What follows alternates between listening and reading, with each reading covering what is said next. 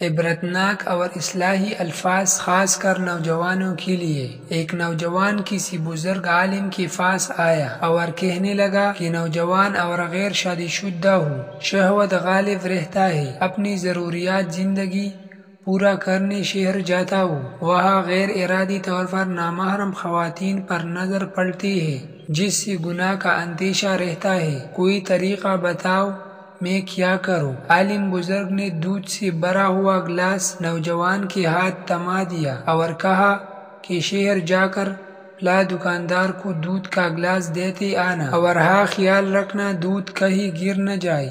ایک شاگرد کو ڈنڈا دے کر ساتھ بھیجا اور شاگرد کو حکم دیا کہ اگر نوجوان سے کہیں دودھ کا ایک قطرہ بھی گرا تو خوب پٹائی کرنا۔ نوجوان نے ایسا کیا، ڈنڈا بردار شاگرد کے ساتھ روانہ ہوا، گلاس پہنچا کر واپس آیا تو عالم نے فرمایا کہ جاتے وقت کتنی خواتین پر نظر پڑے؟ نوجوان نے مسکراتے ہوئے کہا کہ دودھ گرنے اور ساتھ میں ڈنڈا بردار شخص کی ڈنڈے مارنے کے ڈر سے ایک بھی خاتون پر نظر نہ پڑے۔ تو بزرگ عالم نے فرمایا، بیٹا ایسی ہی ہر وقت اللہ کی پکڑ سے ڈرتے رہو، انشاءاللہ کبھی بھی نامحرم عورت پر نظر لگنے کا موقع نہیں آئے گا۔ اس طرح کی مزید ویڈیو دیکھنے کے لیے ہمارا چینل ضرور سبسکرائب کرو۔ والسلام۔